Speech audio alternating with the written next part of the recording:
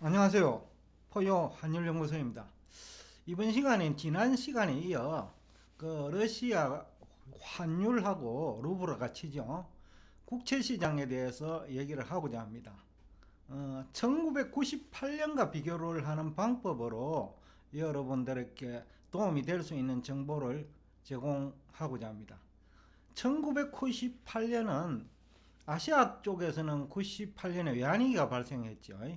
그리고 러시아는 공산주의 시스템에서 자본주의 시스템으로 좀 이동하는, 그러니까 자본주의 요소를 도입하는 뭐 실험 단계라고 할까요? 초기 단계라고 하는 표현이 맞겠죠.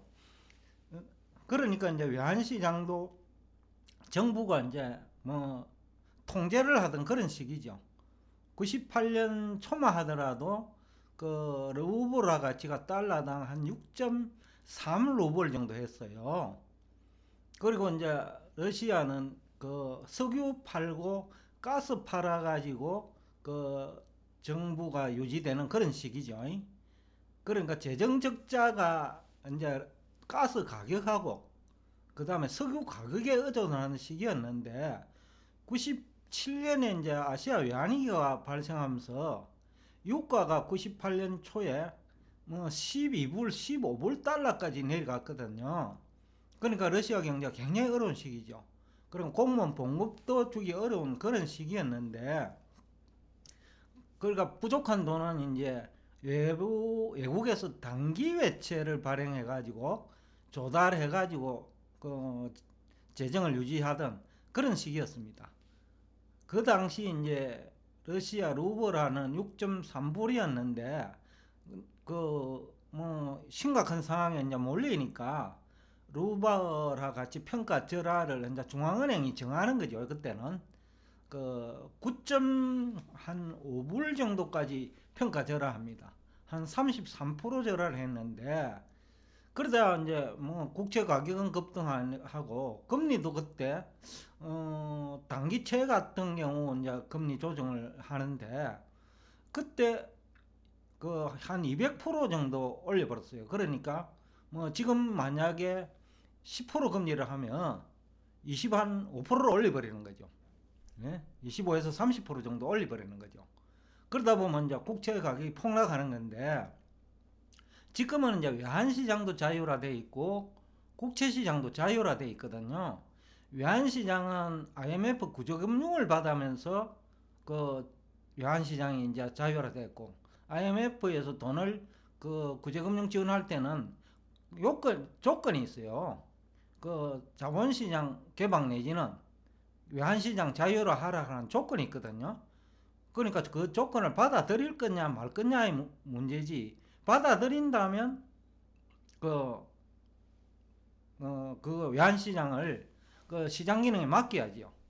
그때부터 이제 러시아 외환시장이 자유화됐는데, 그러면서 이제 2007년, 2008년에 이제 또 유가가 폭락하잖아요. 그때 이제 러시아 가치가 또 이제 뭐 한 10년 지났으니까 뭐 43불까지 이제 43불, 그때도 뭐 한 60불까지, 60에서 70불까지 올라왔어요. 그러니까 지금 2021년 말하고 거의 비슷한 수준이 10년 이상 유지됐죠. 그것도 여러분이 참고를 할 만한 자료다 싶어서 이 정보를 가지고 나왔어요.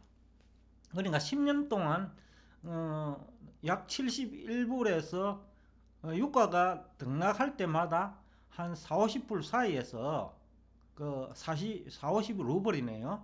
달러당. 그 사이에서 등락을 했죠. 유가가 좋으면 그 가치가 올라가고, 유가가 나쁘면 가치가 또 루블 가치가 떨어지는 것이 이제 반복되는데, 2021년 연말 기준으로는 71달러였어요. 이 수준이 최근 몇 년간 유지되던 수준이에요. 그러니까 지금 현재 뭐 118 루블까지, 거의 120 루블까지 이제 그 러시아 통화가 떨어졌죠. 그때 차이점이 있다 하면, 그때는 이제 아시아 외환위기 때문에 아시아에서 이제 석유 수요가 급감한 거죠. 그러니까 이제 15불까지 유가가 떨어졌거든요. 약 한 40불 대해서. 그런데 지금도 그러면 과연 그럴 것이냐라는 거는 또 한번 생각을 해봐야 될 문제죠. 그러면 루블 가치가 추가적으로 더 떨어질 수 있으니까요.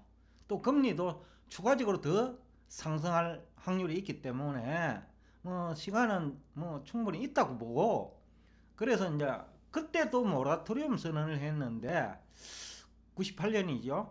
9개월 동안은 이제 모라토리움 선언을 했죠. 모라토리움이라고 하면 국채가 만기일이 되면 일정 기간 지급을 유예하는 거죠. 안 갚는다가 아니에요. 갚기는 갚는데 조금 있다가 갚을게 이 얘기거든요. 그때 이제 90일간 유예를 시켰어요. 90일 후에 원리금 지급할게 라는 얘기를 했죠. 그리고 또 일본은 90일 이후에 갚았지만은 또 그 당시에는 유가가 안 좋으니까 빚을 내가 빚을 갚고 이러다 보니 가장 길게 그 지급이 완공된 거는 그 민간 부채보다는 이제 정부로부터 직접 빌린 거 있잖아요. 그 채권 발행보다도 아예 석유나고 가스 또 수출하니까 그걸 담보로 아예 돈을 빌리는 경우에는 최고 5년까지 모라토리움이 연장됐죠. 민간 쪽은 일찍 해결이 됐어요. 우리가 흔히들 얘기하는 국채 시장 있잖아요. 상품들, 민간이 투자하는 상품들은 일찍이 이제 지급을 했었어요. 정부 부채는 최고 늦게까지 유예된 것이 한 5년 정도 되고, 그때도 이제 무기를 필요하는 국가에는 무기를 지원하고, 석유가 또 필요한 데는 석유를 지급하고, 한국의 경우에는 중동에서 석유를 수입을 많이 하니까 그 계약 관계 유지하기 위해서 다른 식으로 아마 보상을 받은 걸로 알고 있습니다. 그러니까 이제 지급 유예를 일방적으로 발표해버리면 루블로 같이 폭락하게 돼 있죠. 그 당시만 해도 정부가 통제하던 시대인데 환율을, 그러니까 루블 가치가 폭락을 정부가 시킨 거죠. 그 이후에 IMF에서 구제금융을 받고 나고 난 이후부터는 이제 그 외환시장이 자유화돼 가지고 그냥 40불대로 점프를 해버리죠. 그때부터 이제 10년 이상 그 40불에서 70불에 왔다 갔다 했는데, 지금 이제 또 그 모라토리움을 만약 선언한다고 하면, 지금 모라토리움은 그때하고는 환경이 다르죠. 그때는 유가도 내리고 빚이 엄청 많았을 때죠. 근데 지금은 그 정도는 아니고 외환 보유고도 6,300억 달러 정도 되는데 그 스위프에서 배제시켜 버리니까 돈이 묶여 버린 거죠. 돈이 없는 것이 아니고 묶인 거는 언제든지 받을 수 있잖아요. 상황이 바뀌면. 그러니까 이제 그런 것을 비교하면 좀 그때보다는 환경은 오히려 낫다. 다만 이제 전쟁을 빨리 협상을 통해서 휴전을 내지는 종전을 해야죠. 종전을 해야 되는데 종전 시기하고 이제 관련되어 있는 거죠. 러시아 외환 사정도. 그러니까 이제 루블과 같이 폭락도 결국은 그와 연동돼 있고, 러시아 국채 가격도 결국은 우크라이나 사태와 연동돼 있다고 보면 됩니다.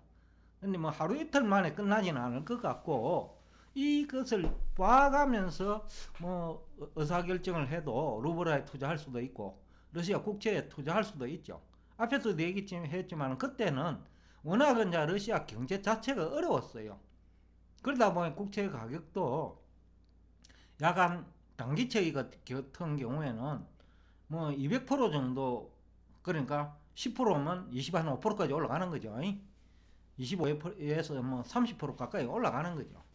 그러니까 이제 그런 상황인데 지금은 그 정도는 아닌데, 그러나 그 서방이 어떻게 보면 외환 보유고를 동결시켜 버리고, 다음 시간에 얘기할 건데, 러시아 외환 보유고는 2021년 연말 기준으로 6,300억 달러인데 러시아 밖에서 그 운용하는 자금이 약 4천억 달러 되니까, 지금 러시아와 또 아니면 중국 정도하고 거래하고 있는 외환보유고 합하면 한 2,300억 정도인데, 그것도 가용 보유고는 그보다 더 작을 거예요.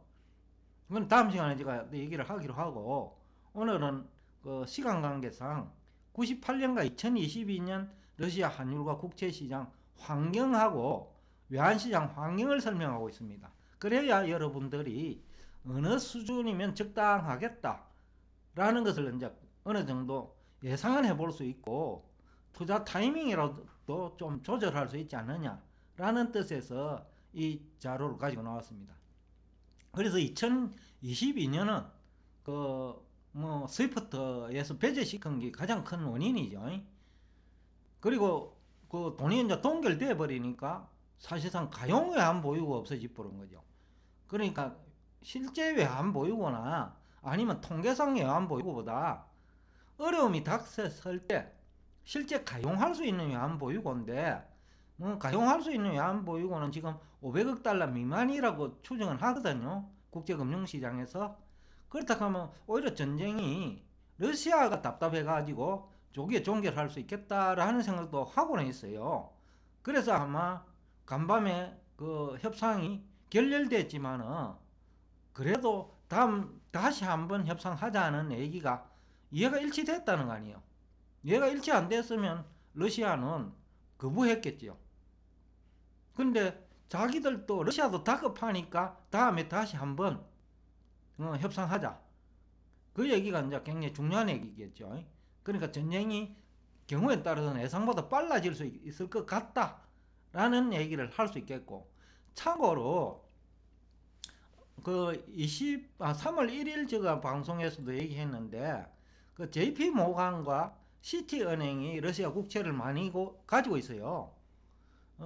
러시아 국채를 미국 전체로 가지고 있는 금액 한 1000억 달러 정도 되는 거로 추산하고 있는데, 그 중에 이제 JP 모간과 시티은행이 많이 가지고 있어가지고 주가가 하루에 4% 정도 내렸죠. 그러니까 이제 그 러시아 국채 가격을 그 가격이 높을 때 가진 거죠. 그러니까 금리 그 9%또 기준금리다. 기준금리 9%일 때, 그 다음에 국채 가격 높지 않을 때, 그러니까 국채 가격이 오히려 높을 때네요. 금리가 높지 않을 때니까 그때 이제 매수를 했기 때문에 지금 현재 매도를 하면 투자 손실이 발생하고 가지고 있으면 평가 손실이 발생하잖아요. 그래서 이제 JP 모간이 가격이 내린 거죠. 그 얘기는 또 역설적으로 시간이 좀 있다가 JP 모간 주가가 안 올라가면, 시티은행 주가가 올라가지 않으면 그쪽도 매력적이다라는 얘기하고 상통하는데, 여하튼 그 무렵에 98년에 LTCM이 파산을 했어요. 그 당시로서는 이 롱텀 캐피탈 매니지먼트라는데, 이 LTCM이 일본에서 저금리로 돈을 빌려가지고 금리가 높은 국채에 투자를 했는데 러시아 국채를 투자했거든요. 그래서 이제 실패를 한 건데, 우리 포유 환율 연구소하고 이제 관련시켜 설명하면, 그 LTCM 그 대표는 누구냐 하면 2명이었는데, 한 명은 노벨 경제학상 수상자고 다른 한 명은 채권 전문가인데, 채권 전문가라고 해가지고 환율 전문가는 아니거든요. 또 원자재 전문가는 아니거든요. 그러니까 유가가 내려가는 것이 대비 못했고, 일본 엔화 가치는 올라가고 러시아 통화 가치가 내리는 것은 생각 못한 거죠. 그러다 보니까 걸려들은 건데, 그래서 제가 이제 앞 시간에도 얘기했는데, 전문가들이 이 포유 환율 연구소에 있는 이 그림 전체를 이해를 해야지, 한 부분, 그러니까 전체 중에 한 개만 잘 몰라도 실패할 수 있는 게 자산시장이라고 제가 얘기를 한 바가 있습니다. 그래서 이 분야를 한 사람이 다 알아야지, 이 사람은 이 얘기하고 저 사람은 저 얘기하고, 그래가 종합해보면 장님 코끼리 만지기 식으로 코끼리가 안 돼요. 그 얘기를 종합하면. 그 대표적인 그 인물이 우리 김영희 교수분인데, 환율 얘기를 많이 하는데 10년 동안 잘 안 맞거든요. 그러니까 환율 잘 모르면 원자재도 잘 모르고 주식 잘 모르니까 주가 하락을 맞춘 것도 그건 우연의 일치이라 2년 동안 계속 안 좋다 하니까 올려 들어가, 안 좋으니까 맞아 들어간 거죠. 그거는 실력이라기보다는 실력은 아니라는 거죠. 환율 전망에 실패했으니까. 주식시장하고 밀접함. 그러니까 한국 주식은 많이 빠졌다고 했는데 그래도 또 빠지잖아요. 그러니까 환율에 대한 이해 부족한 거고, 그 국제 경제라든지 앞에서도 얘기했지만은 주식시장이 하루 평균 수출 실적하고 관계 있다는 그 발상 자체가 현실과 동떨어진 얘기고 이론적으로도 안 맞아요. 영업 실적이 수반되지 않고 매출액만 증가하면 괜찮다는 얘기가 똑같은데 그건 설득력이 전혀 없죠. 그러니까 그 주가 결정 원리를 알아서 맞춘 게 아니고 계속 안 좋다고 하니까 올해와가 맞아 들어간 거라고 포유환율연구소는 분석을 하고 있습니다. 하여튼 그 얘기는 결국은 아무리 노벨상 수상자라도 그 우리 포유환율연구소에 있는 이 그림 중에 한 개 내지 두 개만 몰라버리면 6개 중에 그냥 실패하는 거예요. 그래서 2022년 러시아 사태도 이제는 이제 가격이 큰 폭으로 떨어졌잖아요. JP 모간하고 시티은행이 당한 걸 보면 알죠. 그러다면 당한 이후에는 누가 이길까요? 새로 그 러시아 루블과 러시아 국채에 신규로, 그러니까 가격이 폭락한 시점에 투자하는 사람이 승자가 되겠죠. 그게 자산시장의 성격이기도 하고요. 자산시장은 거품이 발생하면 거품이 붕괴되고, 거품이 지나치게 붕괴되면 또 시간이 지나면 자율 회복 기능을 가지고 있거든요. 그게 원자재 시장이고 외환 시장이거든요. 그러니까 자율 기능에 의해서 시간의 문제일 뿐 또 러시아 경제는 정상화로 가게 돼 있어요.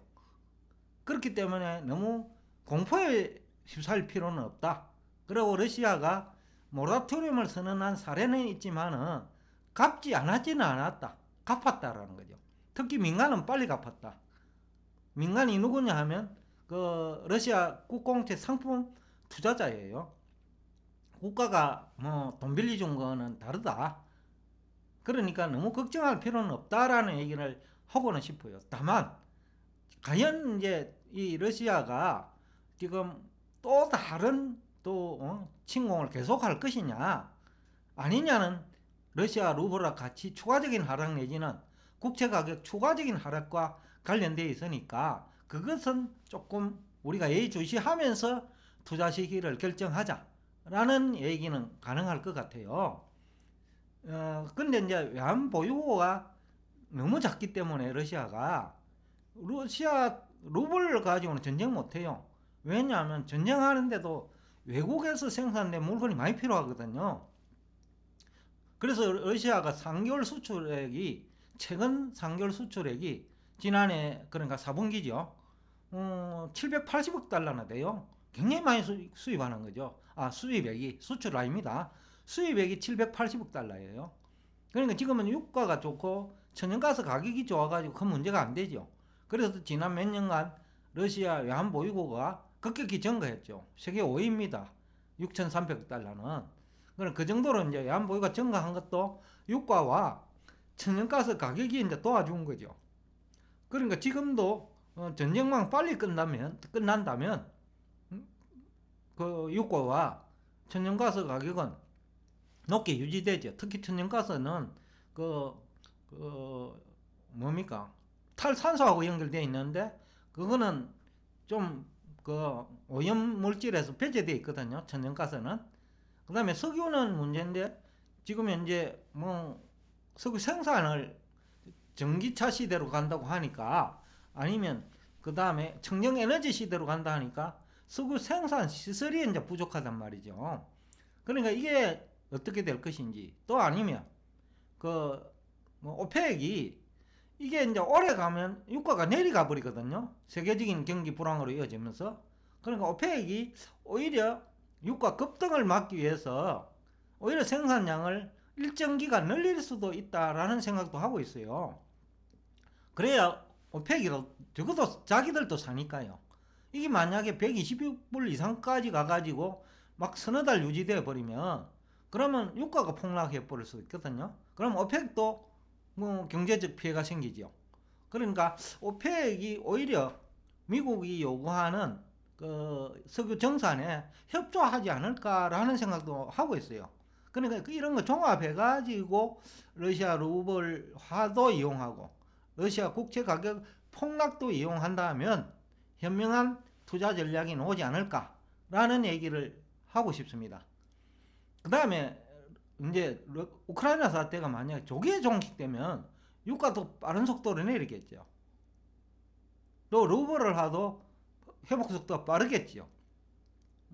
러시아 국채 가격도 회복 속도가 빠르겠죠. 그러니까 그 투자 타이밍은 여러분의 몫이다 라는 얘기를 하면서 오늘 여러분과 대화를 여기서 끝내겠습니다.